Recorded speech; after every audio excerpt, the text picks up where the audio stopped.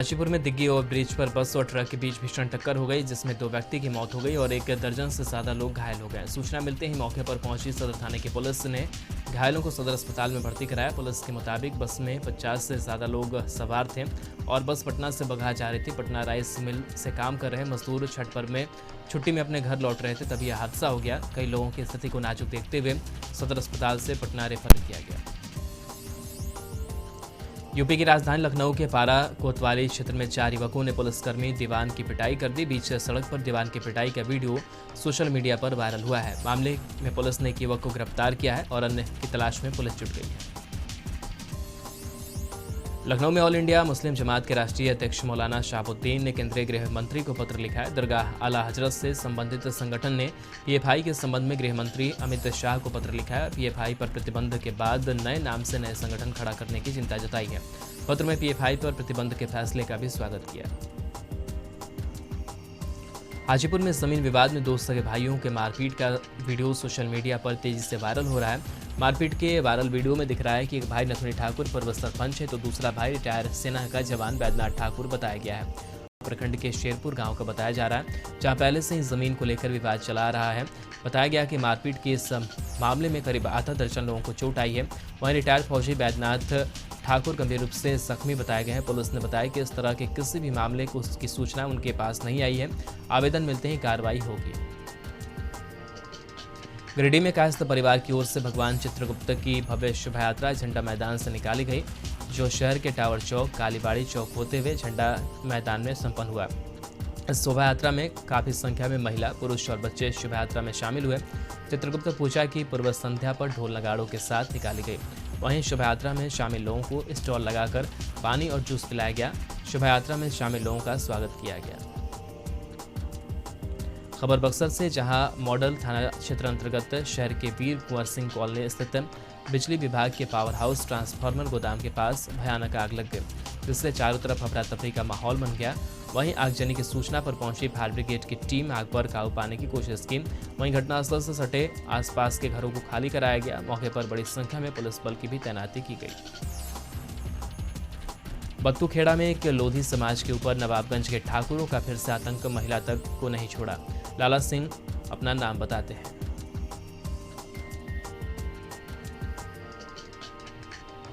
Samastipur police कप्तान हृदयकांत ने छठ महापर्व को लेकर रोसड़ा के बूढ़ी गंडक नदी के गोलाघाट और यूआर कॉलेज परिसर के पोखरा में हो रहे छठ घाटों का जायजा लिया। इसके अलावा रोसड़ा सहित कई अन्य जगहों पर खुद जाकर छठ घाटों का निरीक्षण कर स्थानीय लोगों से घाटों पर होने वाली समस्याओं से अवगत हुए। बेरमो के करगली बाजार स्थित 11 स्टार क्लब में स्थापित मां काली की प्रतिमा को नम आंखों से विदाई दी गई। ढोल की थाप और डीजे पर झूमते युवक और युवतियों की टोली नाचते गाते दामोदर नदी के तट तक पहुंची, जहां पूजा और क्षमा याचना के साथ प्रतिमा का विसर्जन किया गया। सिमतीश जब पिछली बार छठ घाट का निरीक्षण करने पहुंचे थे तो उनका स्टीमर पुल से टकरा गया था। इस दौरान उन्हें चोट लग गई थी। मुख्यमंत्री जब फिर से छठ घाट का निरीक्षण करने पहुंचे थे, कशिश न्यूज संवाददाता गौतम ने जब उनसे पूछा तो उन्होंने अपनी चोट को दिखाया। मुख्यमंत्री ने अपने शरीर के कपड़े को हटाकर ऑन कैमरा दिखाया कि किस तरह उन्हें चोट लगी और पैर में चोट लगी हुई है।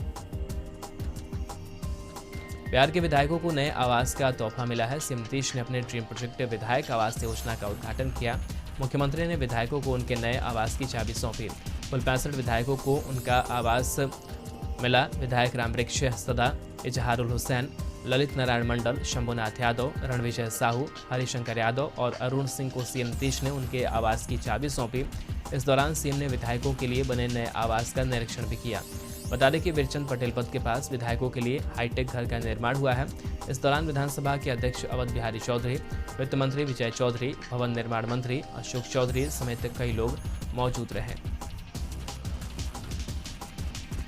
मुख्यमंत्री नीतीश कुमार ने छठ को लेकर गंगा घाट का निरीक्षण किया। पटना के दीघा इलाके से मुख्यमंत्री ने घाटों का निरीक्षण शुरू किया। उनके साथ कई विभागों के मंत्री, पटना प्रमंडल आयुक्त, डीएम और एसएसपी मौजूद रहे।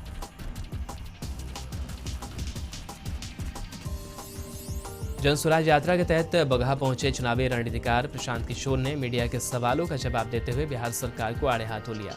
उन्होंने कहा कि सरकार की सभी योजनाएं सिर्फ कागजी हैं। स्वास्थ्य, शिक्षा, सड़क की स्थिति बदहाल है। पूर्णिया के सांसद संतोष कुशवाहा ने छठ घाटों का निरीक्षण किया।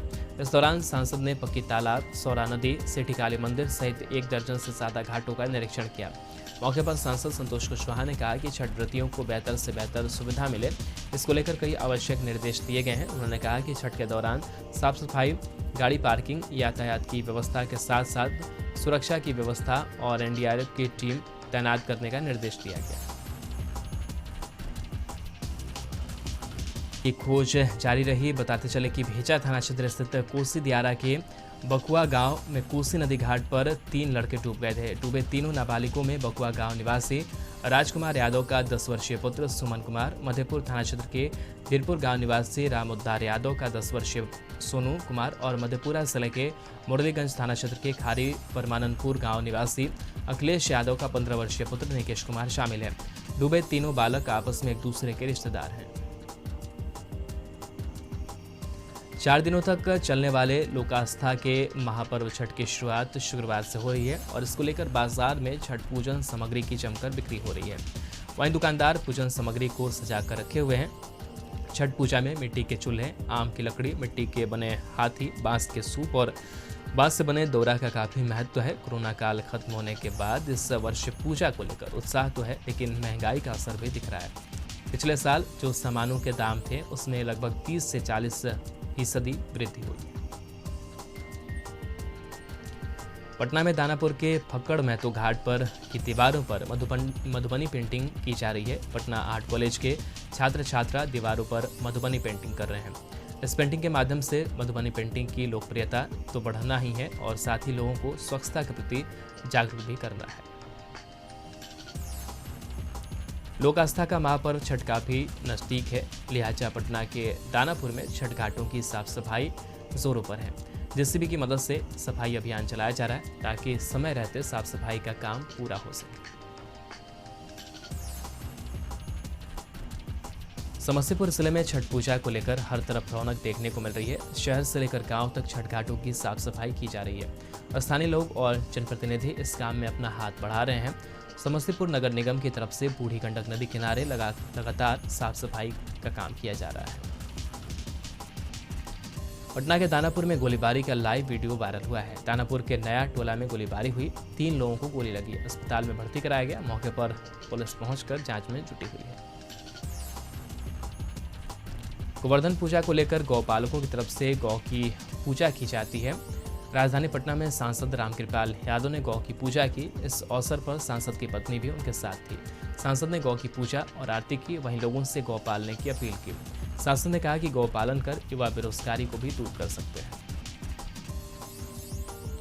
सीतामढ़ी में गोली लगने से एक नौजवान की मौत हो गई। इस घटना से इलाके में सनसनी फैल गई। गोली कैसे लगी, यह सवाल हर किसी की जुबान पर है। गोली कैसे लगी, इसे लेकर अब तक खुलासा नहीं हुआ है। मृतक की पहचान डुमरा थाना क्षेत्र के कुम्हरा बिशनपुर गांव निवासी सुशील राय के रूप में हुई है।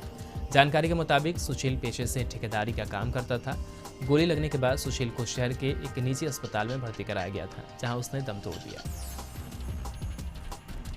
रांची पहुंची भारत सरकार की नीति आयोग की टीम। कांके प्रखंड के पिठोरिया और इचापड़ी पंचायत पहुंची। नीति आयोग के vice chairman Suman Kumar berry और उनके निजी सचिव अमित वर्मा टीम के साथ पिठोरिया स्थित प्राथमिक स्वास्थ्य केंद्र और इचापड़ी पंचायत में किसानों के खेतों पर लगे ड्रिप इरिगेशन का निरीक्षण किया। टीम ने पिठोरिया स्थित प्राथमिक स्वास्थ्य केंद्र में दवाई को लंबे समय तक मानक तापमान में रखने के लिए बनाए गए नए कोल्ड चेन सेंटर का भी निरीक्षण किया। निरीक्षण में सिविल सर्जन रांची ने कोल्ड चेन के उपयोग के बारे में बताया। साथ ही नीति आयोग की टीम ने आयुष चिकित्सा के बारे में जानकारी प्राप्त की। वहीं आयोग की टीम ने इचापड़ी पंचायत में खेतों में लगे फसल की जानकारी ली। वहीं कृषक मित्र सफीउल्ला अंसारी ने कहा कि गांव में ही एक छोटी नदी बहती है, जिस पर जगह जगह पर अगर चेक डैम का निर्माण कराया जाए तो यहाँ के किसानों के लिए बहुत बड़ी सौगात होगी। स्कूलों को मर्ज किया था, जिससे राज्य सरकार दोबारा खोलने की तैयारी कर रही है।